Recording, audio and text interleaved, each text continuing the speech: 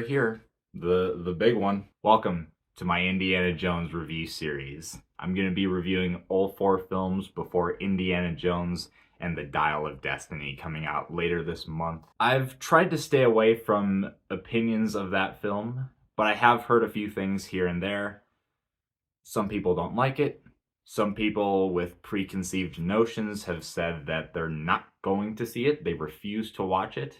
For the time being, I'm just going to take it all with a grain of salt, if for nothing else, and the movie turns out being trash. At least I went on this journey talking about some of the films that I have nostalgia with, a series that I have quite a bit of nostalgia with.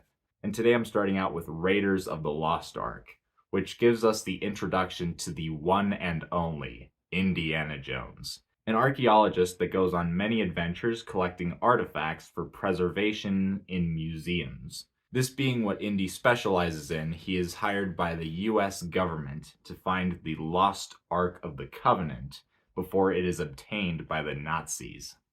My mom was and still is a big fan of Indiana Jones. I grew up with Lego Indiana Jones, the games, had my own hat, and as a matter of fact, I'm rewatching this series with my mom. Usually when I do these franchise reviews, I do them alone, but I always find that if I watch a film with someone else, that kind of enhances the experience in a certain way. And coming out of this film, we both agreed that this is just one of those films that fits that phrase that they don't make them like they used to. Of course, you gotta talk about the main character of this franchise, Indiana Jones. And he's given such a great intro in this film where it's just him and these other people walking through this forest. You always see Indy from the back, and you just see this figure with the hat. And you don't see his face for a while until it's finally shown where he has to whip the gun out of that guy's hand, and that's when you finally get shown who this figure is. And this intro does a really good job of further setting up his character as he's really smart, which really helps with the situation that he's been thrown in, because during this opening, nothing goes right.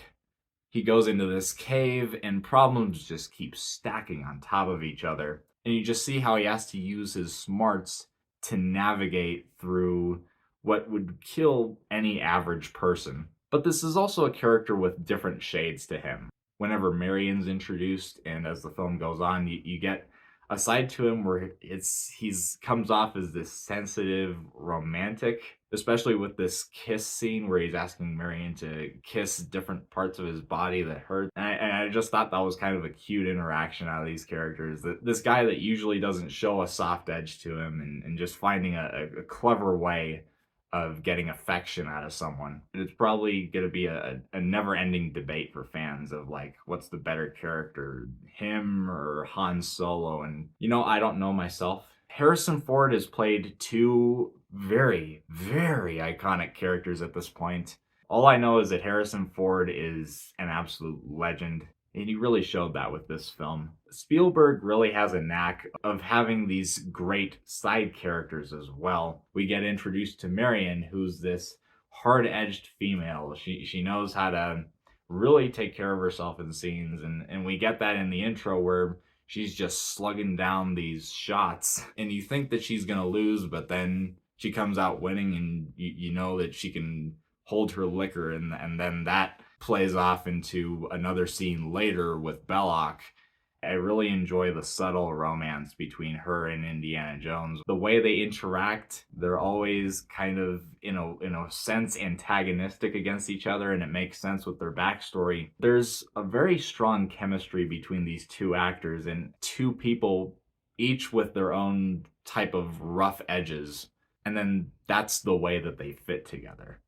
And then, of course, you get our main villain, Belloc, and him and Indiana Jones have this great villain-hero banter. They clearly want to tear each other apart, but in a way, they're kind of alike, and they keep toying with each other because of that. All your life has been spent in pursuit of archaeological relics. You want to say it open as well as I. We are simply passing through history. This is history. Do as you will.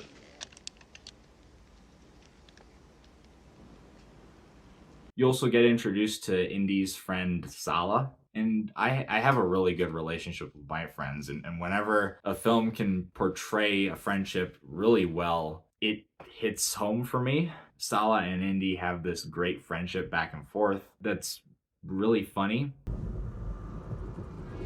Asps. Very dangerous. You go first.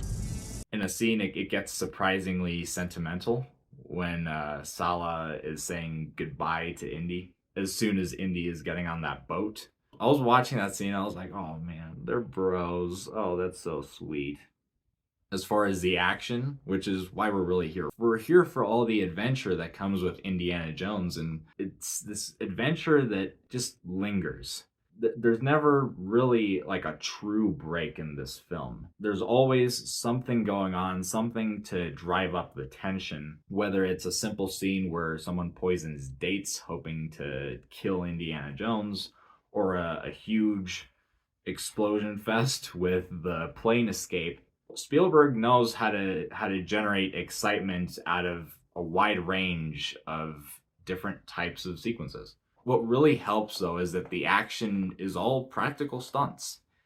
And I remember telling my mom during the magnificent truck scene. The stuff people can do with CGI is at times can be great, but it's never gonna top practical effects. And the truck scene is a great example. It's very gritty. And what that scene capitalized on is that these films just have this dirt to them. People's clothes get dirty, they get bruised, they get bloodied, and there's just a great sense of realism. And the fact that it is practical stunts, it makes it all the more lifelike. The cinematography of this film, which is equally as impressive as everything else. There are certain shots in this film where I was just thinking to myself, how did you think about that, Spielberg? How did you know that that was going to be so memorable, so iconic? Even a smaller sequence where it's just Indy walking into Marion's bar and you see his shadow against the wall. And how did he think about that? That was such a great way of showing that character's appearance inside of a scene. Even more so when you get to the eye-gasmic sunset where people are digging, and then you just see Indiana Jones standing there in front of the sun. That must have taken a day or two just for that one shot. I'm telling you guys, it's magic. I don't have to tell you this at all. But the music is incredible. Where it can be adventurous, just the classical theme of Indiana Jones, or there's this specific subtle romantic score whenever him and Marion are expanding on their relationship, or even whenever it's a scene focused on the Ark itself. And it has this very foreboding tone, filled with the danger of the consequences of opening this thing that, as a character says in this film, man is not supposed to see. Everyone involved, not just Spielberg, they gave 110% to this film. This kind of stuff you don't see every day. This is the kind of stuff that is just lightning in a bottle that Hollywood will never be able to replicate no matter how many times they try.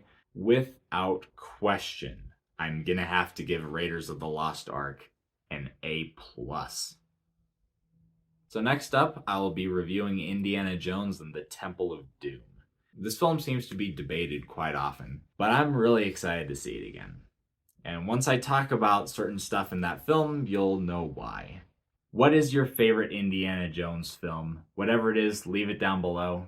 But if you like this review, make sure to hit the subscribe button notification for the rest of this series and the other stuff I'm going to be doing over the summer. Make sure to hit a like, give me the support, and I'll see you guys next time.